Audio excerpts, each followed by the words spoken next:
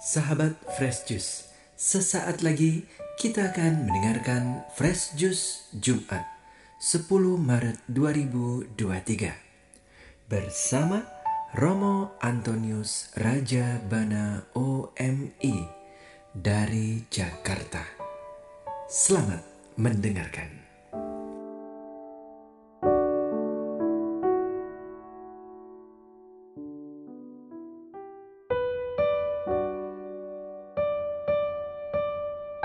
Para sahabat Fresh Juice yang terkasih, hari ini 10 Maret 2023, hari Jumat Pekan Prapaskah yang kedua, gereja menyediakan bacaan-bacaan yang sangat menarik, terutama dari bacaan Injil, tentang batu yang dibuang oleh tukang bangunan dan menjadi batu penjuru. Apa artinya? Apa pesannya untuk kita? Mari kita mendengarkan secara penuh dan utuh bacaan Injil hari ini dan merenungkannya. Tuhan bersamamu dan bersama rohmu. Inilah Injil Yesus Kristus menurut Matius. Dimuliakanlah Tuhan. Sekali peristiwa, Yesus berkata kepada imam-imam kepala serta tua-tua bangsa Yahudi, "Dengarkanlah perumpamaan ini. Seorang tuan tanah membuka kebun anggur dan menanam pagar sekelilingnya. Ia menggali lubang tempat memeras anggur dan mendirikan menara jaga di dalam kebun itu. Kemudian ia menyewakan kebun itu kepada penggarap-penggarap, lalu berangkat ke negeri lain. Ketika hampir tiba musim petik, ia menyuruh hamba-hambanya kepada penggarap-penggarap itu untuk menerima hasil yang menjadi bagiannya. Tetapi para penggarap menangkap hamba-hamba itu, yang seorang mereka pukul, yang lain mereka bunuh, dan yang lain lagi mereka lempari dengan batu. Kemudian tuan itu menyuruh pula hamba-hamba yang lain, lebih banyak daripada yang semula. Tetapi mereka pun diperlakukan sama seperti kawan-kawan mereka. Akhirnya tuan itu menyuruh anaknya kepada mereka. Pikirnya, anakku pasti mereka segani. Tetapi ketika para penggarap melihat anak itu, mereka berkata seorang kepada yang lain, "Ia adalah ahli waris. Mari kita bunuh dia, supaya warisannya menjadi milik kita." Maka mereka menangkap dia dan melemparkannya keluar kebun anggur itu, lalu membunuhnya. Maka apabila tuan kebun anggur itu datang, apakah yang akan dilakukannya dengan penggarap-penggarap itu? Kata imam-imam kepala dan tua-tua itu kepada Yesus, "Ia akan membinasakan orang-orang jahat itu, dan kebun anggurnya akan disewakannya kepada penggarap-penggarap lain yang akan menyerahkan hasilnya kepadanya pada waktunya." Kata Yesus kepada mereka, "Belum pernahkah kamu baca dalam kitab suci, batu yang dibuang oleh tukang-tukang bangunan telah menjadi batu penjuru? Hal itu terjadi dari pihak Tuhan, suatu perbuatan ajaib di mata kita. Sebab itu aku berkata kepadamu, kerajaan Allah akan diambil daripadamu dan akan diberikan kepada suatu bangsa yang akan menghasilkan buah kerajaan itu." Mendengar perumpamaan Yesus itu, imam-imam kepala dan orang-orang Farisi mengerti bahwa merekalah yang dimaksudkannya. Maka mereka berusaha menangkap dia.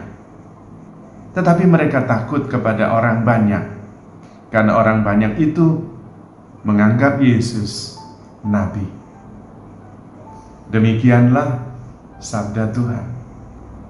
Terpujilah Kristus. Para sahabat Fresh Juice yang terkasih, menarik sekali bahwa batu yang dibuang oleh tukang-tukang bangunan malah menjadi batu penjuru. Batu di mana dibangun sebuah bangunan yang kokoh, yang berasal dari Allah. Dari batu yang sebetulnya tidak dibutuhkan. Itu menggambarkan hidup Yesus sendiri.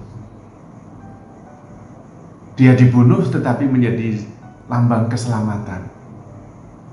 Salib menjadi lambang penebusan dosa. Dan itu dari pihak Tuhan.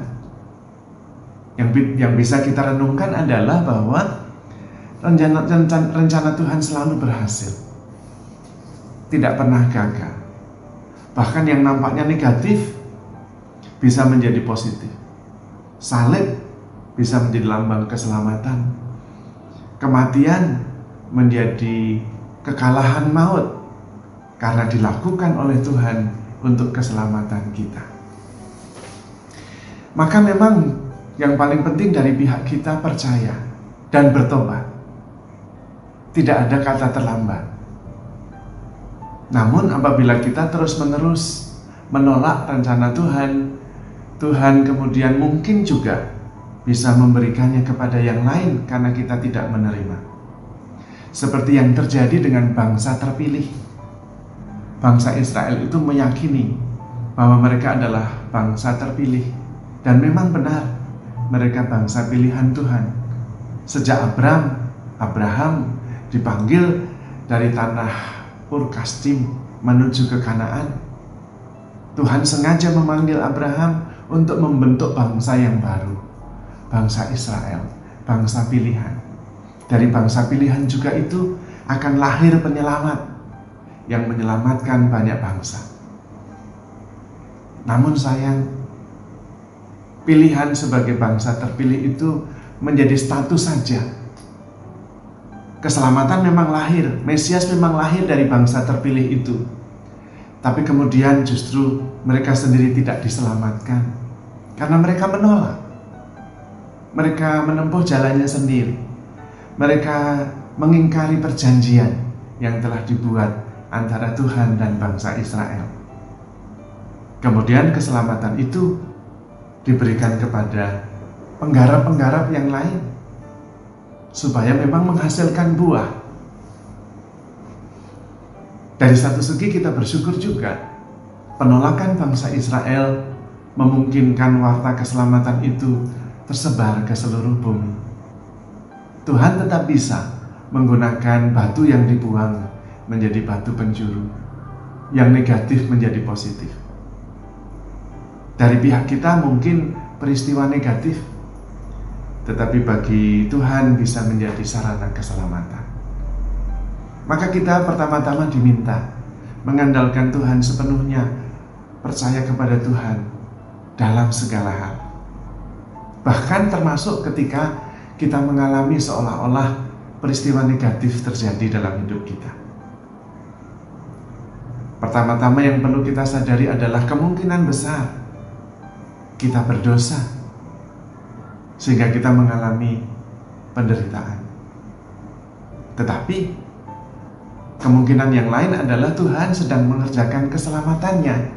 Maka kita diminta peka dan tetap mengimani rencana baik Tuhan dalam setiap peristiwa di dalam hidup kita, baik itu peristiwa positif maupun peristiwa negatif. Dan yang lebih penting dari semuanya itu adalah kita mengandalkan Tuhan dan bukan diri sendiri.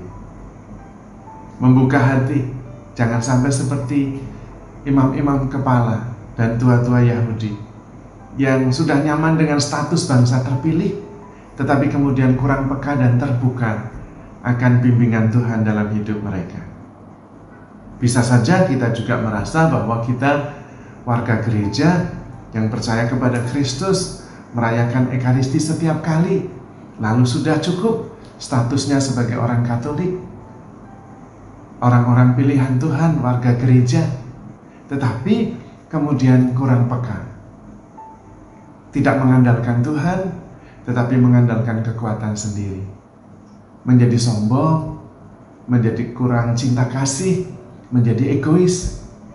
Lalu bisa jadi kita mempunyai nasib yang sama seperti ahli-ahli Taurat dan tua-tua bangsa Yahudi yang justru menolak Kristus.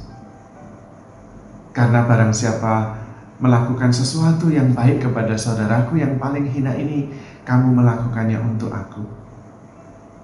Maka mari kita tetap peka untuk terus berbuat kasih, melakukan kebaikan-kebaikan. Tidak cukup merasa nyaman dengan status bahwa kita sudah dibaptis dan diselamatkan. Memang perlu kita syukuri rahmat baptisan itu. Kita menjadi bangsa terpilih, Israel yang baru.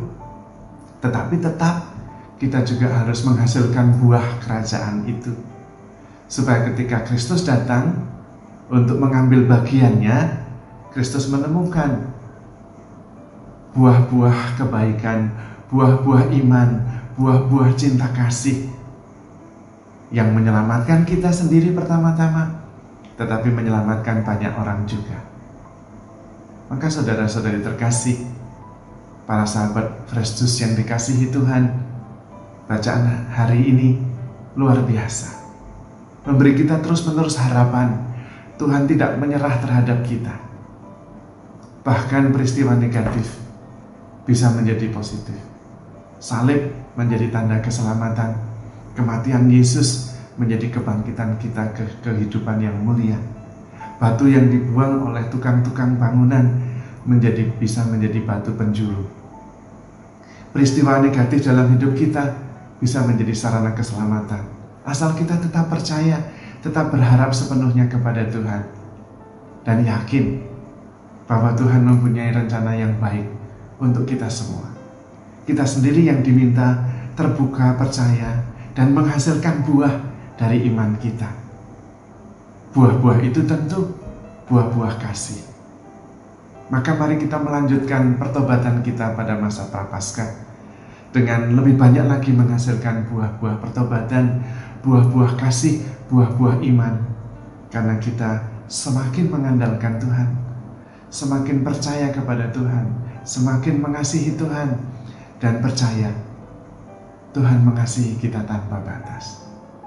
Maka para sahabat Fresh Juice yang terkasih, saya dalam kesempatan ini berdoa untuk Anda sekalian.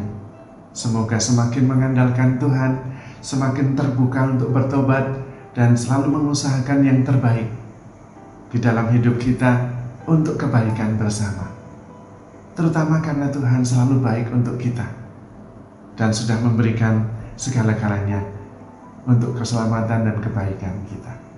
Semoga Tuhan memberkati saudara sekalian dengan kelimpahan, dengan damai sejahtera, dengan semangat pertobatan, tetapi terutama dengan cinta yang berkobar-kobar kepada Tuhan. Tuhan memberkati.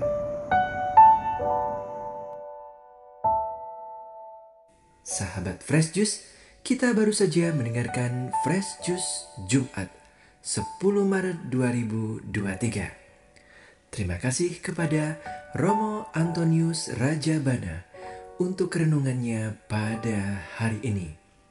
Sampai berjumpa kembali dalam Fresh Juice edisi selanjutnya. Tetap semangat, jaga kesehatan, dan salam Fresh Juice.